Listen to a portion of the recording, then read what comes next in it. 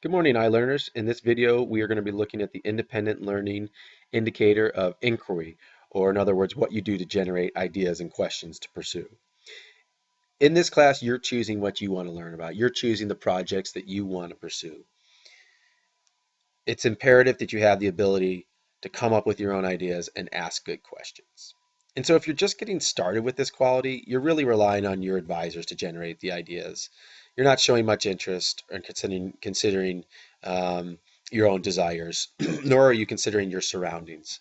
Surroundings being PAML in your community, because if you recall, we've asked you to focus your projects on how you might be able to improve PAML or the larger community. If you're developing the skill, you are starting to look at your own interest to propose new ideas, and you're making questions, but you're probably needing your advisor's help with that. Um, it's not ideal, but it's a positive step in the right direction. When you've reached a level of proficiency, you're tracking your interest in ideas for potential projects. You're researching those ideas to find questions of interest. Um, this is where you are starting to really work independently.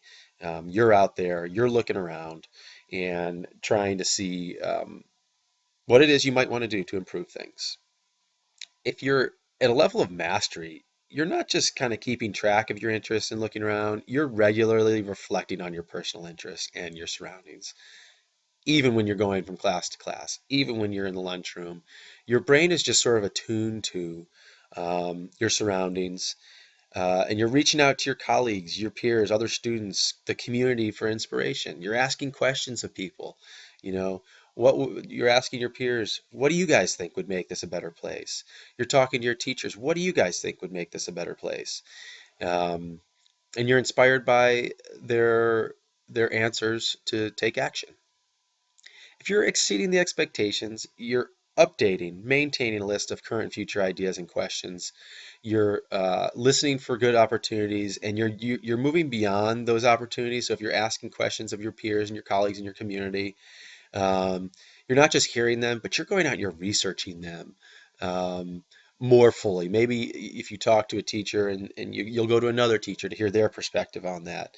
And you're utilizing all of their answers to generate more ideas. And then maybe you're online doing research about community improvement or school improvement.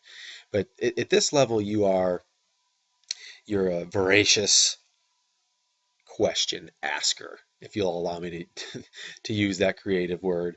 But you're just out there and you're curious. I'm thinking of this quote by Lillian Smith, who was an author and a very outspoken person in the late 1800s in the South. Um, and she said, when you stop learning, stop listening, stop looking and asking questions, always new questions, then it is time to die. Meaning that if you're not looking at your world and looking at how to improve it and thinking about your world and thinking about its needs, then you don't really have much purpose in it. And so we think about this in terms of inquiry for an independent learner because we want you to go into the world with that attitude of how do I make this a better place?